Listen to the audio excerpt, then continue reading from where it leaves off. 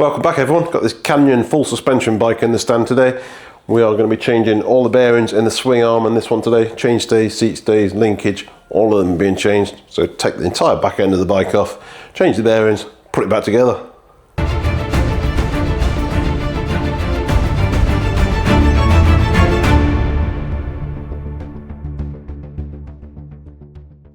So easiest way to do this really is get as many big bits off as you can. So wheels, we're going to pull this crank, get the chain off, and this brake is easy enough to get off because the hose is externally routed.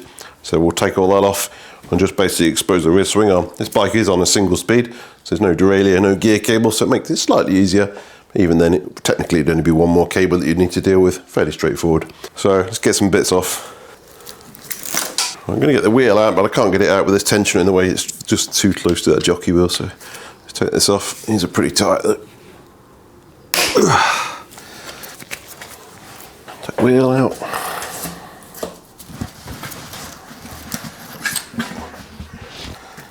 Get this crank off.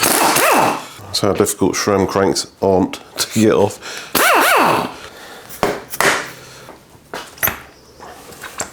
Bottom bracket can stay in, we don't need to touch that. And I'm going to take this brake off. If it's internally routed, yes, it'd be slightly more challenging, but this one's not. So you obviously need to realign the caliper at the end of it, but it's no big deal. There's the brake there, just kept it out of the way for now. Take this front wheel off, it's just going to make life a bit easier. Now we can take the lower swing arm off. So just undo these basically. These should be Loctited in, so they might be slightly tight, but not normally too bad. That's out. And just push the other half through with your Allen key. And probably this piece as well, like that. Just push all this through. Put them back together loosely so you know which bit went where. We know the bolt went there. That's the inside, it's got a torque rating on it, so you can't really go wrong. So just keep all these separate and make sure you take note of which one goes where. They're quite difficult to get in the wrong place, to be honest though. Undo this one. That one was already about to fall out. Give it a push while it's still in there and it'll just push it out for you. It does have an Allen socket on here. If you're struggling to get it out, just jiggle it out with that. Like that. These two parts should now be separate. You might have some shims and washers and stuff that fall out here, so just again take note of where they went. So there's some washers in here, look. That's actually going through the bearing, but quite often you'll find black ones that just fall out and you're like, oh, where did that go? So just take note when you take it apart. So that's that half basically disconnected. We'll take this piece off now, so there's one big bolt around the other side there. The chainstays will basically just come off then. That's an 8mm in there. Again, these are normally Loctited, so they can be a bit tight sometimes. Some kits you get new bolts as well, but on this Canyon one, it's just bearings. You get new shims, new washers, new bolts, so it depends on your bike. They're all very similar principle there. And you see water on this bolt here, so this is basically what's ending up inside the bearings, and it didn't do much good. And there's the bolt, so you see they do put plenty of Loctite on these. So this whole chainstay unit now should just come straight off. Keep that one out of the way. Again, just be careful that things are not going to fall out. There are very often bits and pieces in there. And that's that off. Access to these bearings in here now. Seat stays next. That's tight as well. So a lot of manufacturers will put your torque settings on these as well. 20 Newton meters here. If not, have a look on their website, and they're normally very, very good on these. Very specific information. Again, loads of Loctite. Damn, that's tight. Wow, that's really tight, that one is. Whew. I'm going to warm that up a bit just to try and break that Loctite off. And a longer Allen key, a bit more leverage. Oh, that is tight. Oh, crikey. Don't want that one falling out, did they? Seat stays off. There you go, that's one of those little bits I was talking about. If you look on the other one, you can see where it goes there. That one goes there, so that one fell out of there. So just remember where all these go. Yours may have many, many more. There's no step on there, it's just literally a round washer sort of thing. So the last bearings will be in this linkage here, so there's a plastic cover just on top of here. 17 Newton meters this one, so you'd think this one wouldn't be quite as tight. There you go. Break this other one off at the same time. There you go. Gonna get a ratchet there.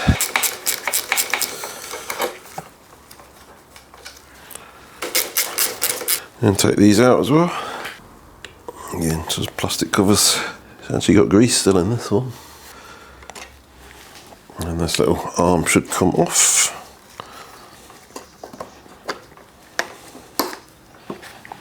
Okay, so there's no bearings in this bit here, so just put the bolts back in where they are loosely, so you know which one went where, basically. Can't really go wrong. Like I say, there's a much different shape on there to there, so it'll be pretty obvious when you put it in if it's wrong. These here, we've got bolts in, but there is bearings in here we need to change. Again, another sleeve here that just sits in there. And there's some bearings in here. The last one is a linkage in here because we need to get to these. And again, it's just going to be much easier off the bike. This sag ring that's fell off here. We're not doing the shocks today, we're just doing the linkages. And there's the bolt on there. So obviously a very specific bolt. You're not going to get that one mixed up. Drop that off. And that's it, stripped down to the bare frame. So all the bearings except the two in here are on the arms that are on the bench, so we can do those nice and easily. First of all, we'll get these out. Guessing it's those big ones there. Alright, get this one out. There's a little seal, bush, whatever you want to call it, in here. That one there. Same on this side.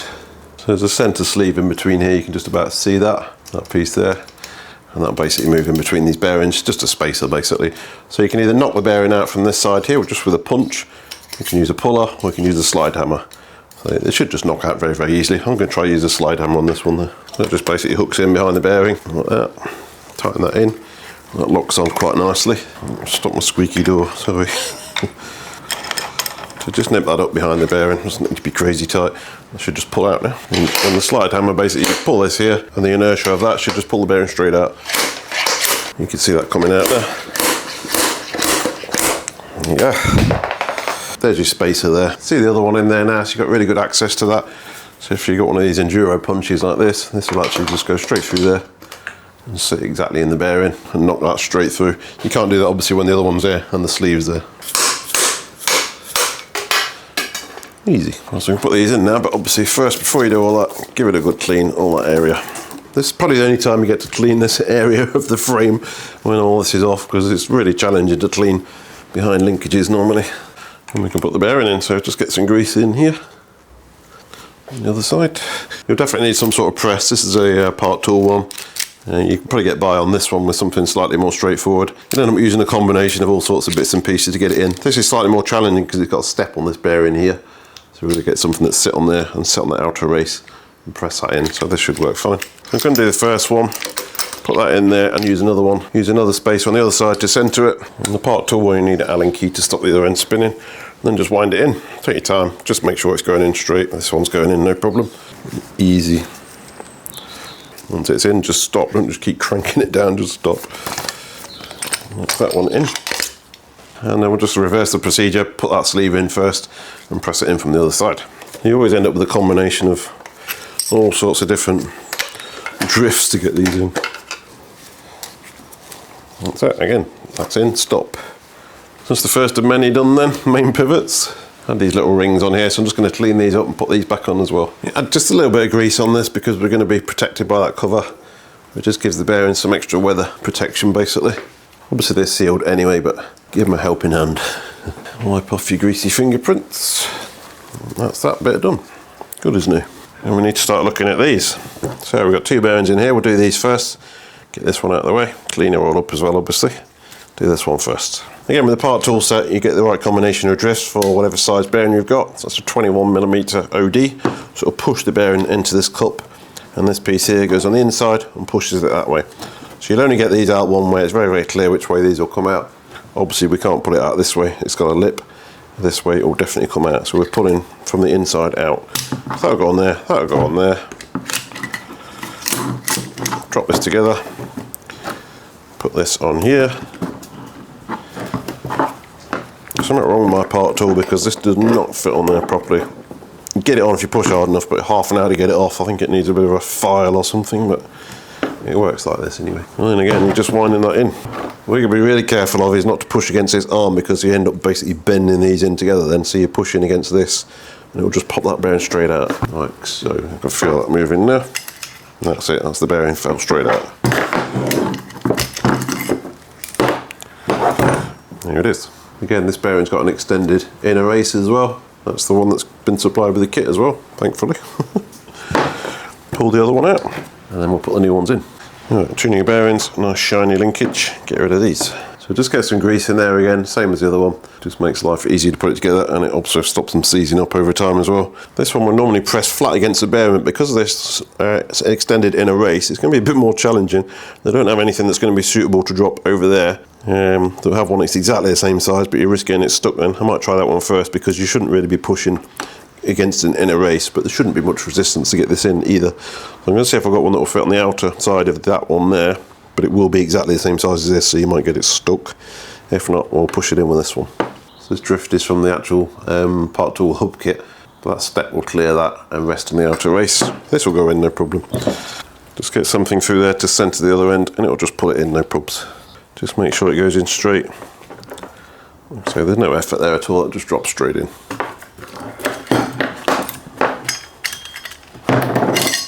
And you'll see if it's bottomed out down there, which this one is.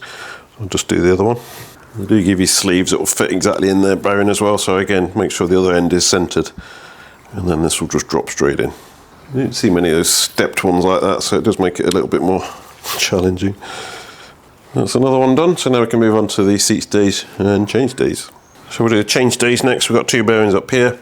These are double bearings in here, so there's two in each corner of that, so again, now's your chance to give it a really good clean while it's off the bike, so I'll just do that. Alright, so I'm going to use part of this kit for that one, because the problem on that chainstay, I'll show you, this bit goes in here and that bit goes on there, and you can see you've got a really bad angle on there. So if you try and press that out against there, all you're going to do is pull this into the frame and mark the frame up. So don't do that. This is actually a kit for giant bikes, so I picked this up ages ago. It's got a cutout basically designed to counter against that really, so you can pull against there and the bearing will drop into there. So it's a combination of two kits on this one. Hopefully that should pull it out. I think it's the first time I've had a use for this kit, but I knew it would be useful one day. So that sits in there straight. If you try on this one here, I'll show you. It just sits at a really horrible angle, and you can't even get it through this bit here. And all that's going to do is pull that in and dent the frame, so not good. So set that step there, so it's resting in most of the frame. It shouldn't take much pressure to get these out anyway. And again, the rest of the kit will be as per normal. This has got a crack in it. Not good, is it? Been sold a Duff one. It was used, but never mind. That should be okay there. Just get careful with this, and it should just pull it out. Yeah, it's coming out now. That's out. And that's that one out, so no damage on the frame here. I mean, there's plenty of marks on this bike anyway, but that doesn't give you an excuse to just ruin the bike. Just be careful. You can see that is cracked. That was already like that, but it still pulled it out anyway. So I'll just take this one out. Right, they're both out. I don't think we need that anymore. I think it's just that one set. The rest of them pull straight out, and hopefully press straight in on this one. Nice. Looks good, doesn't it? All the bearings are the same now. They're all the same size, so just a bit of grease in here. We'll get these pressed in. So I'll use another one on the back there. That'll just push against this chainstay now.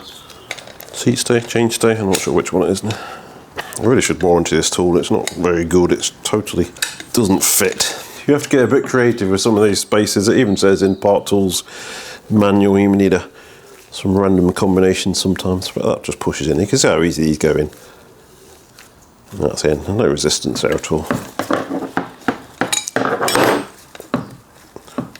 You see what I mean? It's stuck solid on there. Just binds up really badly on this set. I don't know why. I have run this through a file, but it didn't help. That's another one in, so I'll just reverse that, do the same one there. Press that one in, along the Allen key now. That's that one done. Alright, so they're both in. Now I can move down to the other end. These are double bearings, and there's a little bush in the middle as well. I think this is the last two then. Actually, there's two more in here as well. So there's two there. I'll say these are doubled up. There's 6 more to do. So these little sleeves will just come out first. Pretty easy. There's one on the inside. Both the same. On the chainstay one, you've got 2 bearings in here, so it looks like this is an open end, and this is also an open end. However, when you take them out, you've actually got a centre lip in there, so don't try and push them both out at the same time, because you won't do it. Another one of those spaces that lives in the middle there, and a bearing each side. So you get little blind bearing pullers that you screw in there. I don't have any, believe it or not. One tool I don't have. So what you can do, what I've just done, is basically put the blind hammer puller in there, hammer one side through, just pulls it out, and then you can use the normal puller to do that one there. So I use that slide hammer, connect it in here behind the first bearing. So these part tool benches are brilliant for something like this. So you can drop that through there, and you've got plenty of support. You see that just drifting that out now, not too bad. And it comes out. Once you've got the first one out, you can just pull the other one as usual now. Alright. That centre lip there that's stopping you knocking them both out. Different thickness on here, it's much thinner on this side than this side. So there's two different spaces for that. That one and another one somewhere. So it's in there like that. With the bearing. Right, push them back in there, so new ones. 4 more. These all feel reasonable. There was definitely some creaking noises, so we'll press these in. Don't forget your spacer. You can very easily clamp these in a soft jaws in a vice and squeeze in. In fact, I'll try that just to show you. Do make sure you have soft jaws, aluminium soft jaws. Just get them lined up. These will squeeze in very easily. Take your time, make sure they're straight. And get it straight, and it'll just drop straight in like that. Easy. So you can use one of the old bearings here now just to make sure that's fully seated. Just carefully get it lined up. That's in. Right, they're in definitely. Of course, if you have got the press, just use that. Right, there's many different ways out there of getting these in, but just critical is to get them lined up first. And there's one, put the spacer in and put the other one in. Just gets stuck so badly. I think I'll just run a grinder or something down here because it's got a burr on there. It's always been like that from new. And just gets really difficult to release from here. Right, they're both in. And these 4 sleeves just drop in the middle of those bearings, so I'll give them a quick clean, put a drop of grease on them and stick them back in. And they just drop in there. I won't go crazy with grease on suspension because what it does is attract grip basically and cause issues. So that's the seat stays done as well then. Right. So the last 2 bearings are going in here. I'm just going to put them with the seat stays before I forget because that's where they came from. And again, just push these out. That's that one. You know the score, get it greased. I've got this one on the other end to centre it now. And that should just push in with this.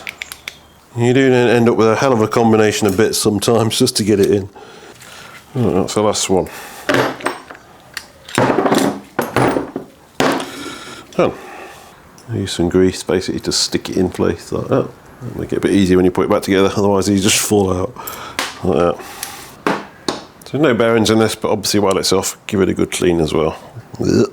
Quick pause in proceedings to say a massive thanks to Sport and Leisure for sponsoring today's video.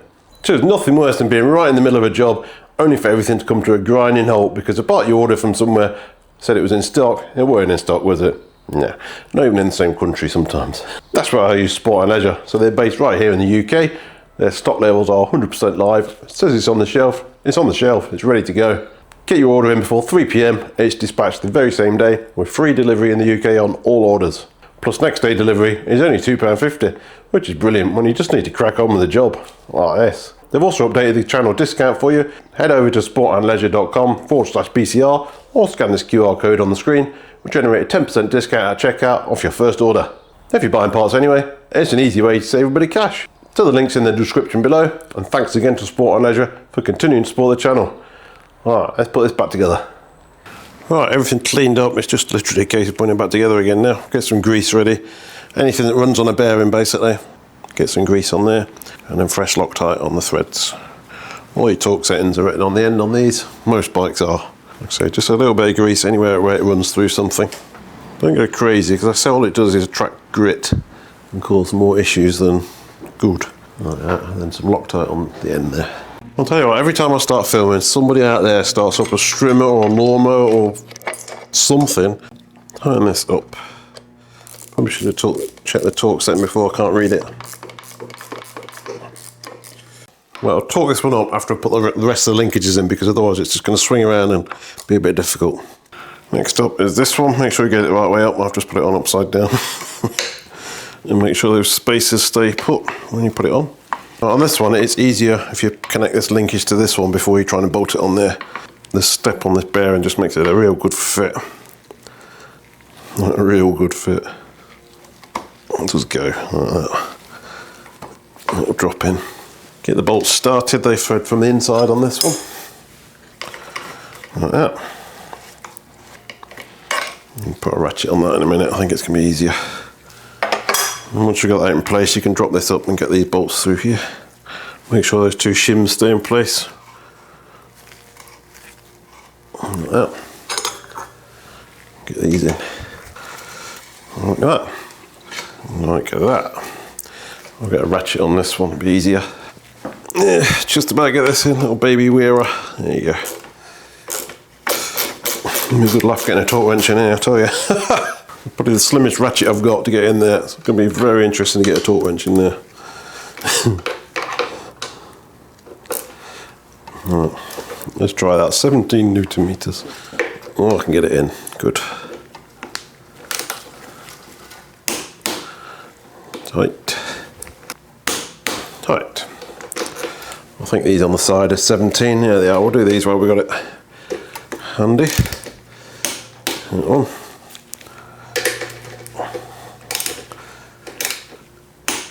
And that one. I'll wipe off all my grease on Loctite that I've spread everywhere. It was clean. I'll tighten this one now because it's supported by all that. 12 Newton meters. Like that. Put chainstays on next. These are dead easy. One big bolt. Again, grease on this one here. You only need grease on the bits that are going to touch the bearing. This section here dips right down. It's doing nothing. So just on the piece, just on the two pieces that touch the bearing, and a bit of Loctite as well. Drop this in. Like that. Through there. And then this is an 8mm on this one. 25 Newton meters. 25 Newton meters maxed out this little baby wearer. Got a bigger one if I need it, but I don't. Good. Super smooth. Lastly, the seat stays. So there's two bolts in here. Again, these two bushes that are in here. Get these greased up and a bit of Loctite, and these will go onto here. Just drop these on first. Like that. And then these will push into the seat stays. Like that. And there's bolts for that as well. I'm just going to put an Allen key through there to hold it together for them now. Good job I've got a million 5mm Allen keys. Look at this, multitasking now. 20 Newton meters, they're all different.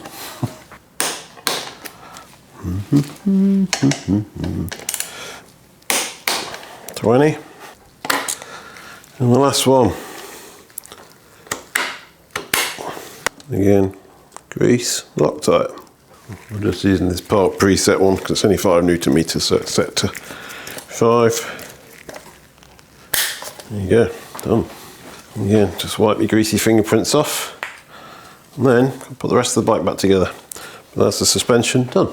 That's all back together, so they're torqued, they're torqued, they're torqued, that's torqued, and that's torqued. Everything's greased, everything's Loctited. Rock it side to side like this. If there's anything majorly wrong, you'll feel it straight away, and that feels really good. Not much to do now. I got delayed because there was a massive wasp in the workshop I had to get rid of. I blew it outside of the airline in the end, it disappeared. Can't stand the things, but I don't like killing things just for the sake of it. I think this bike's been in about 3 videos so far. This is a single speed conversion. I changed the brakes over.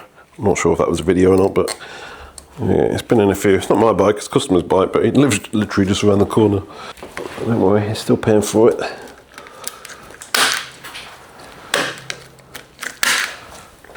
Drop this wheel in, then I can get that chain tensioner device on. Brake needs a bit of a tweak. I can't see what I'm doing here. Right, you can see now from the top, loads of room on this one. Perfect. Tighten them up.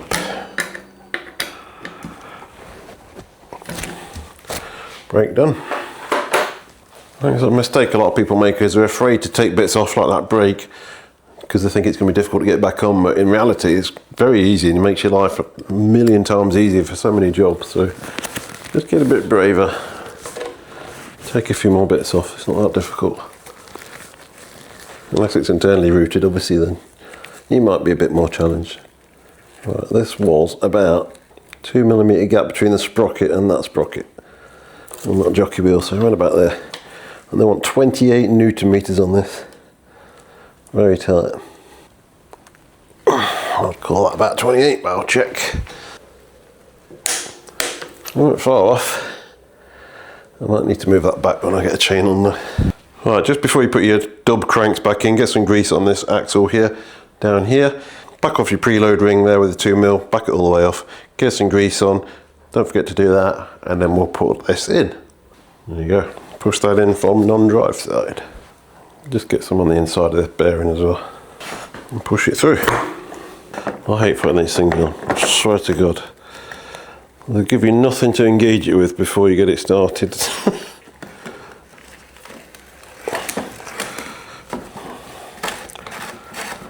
Get that on. I want 54 Newton meters on this one. I have to dig out my extra big torque wrench for that much. 54.